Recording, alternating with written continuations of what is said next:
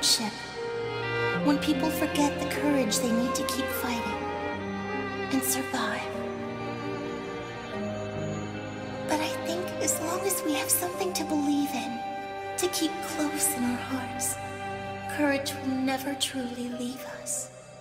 We only have to reach deep enough to find it.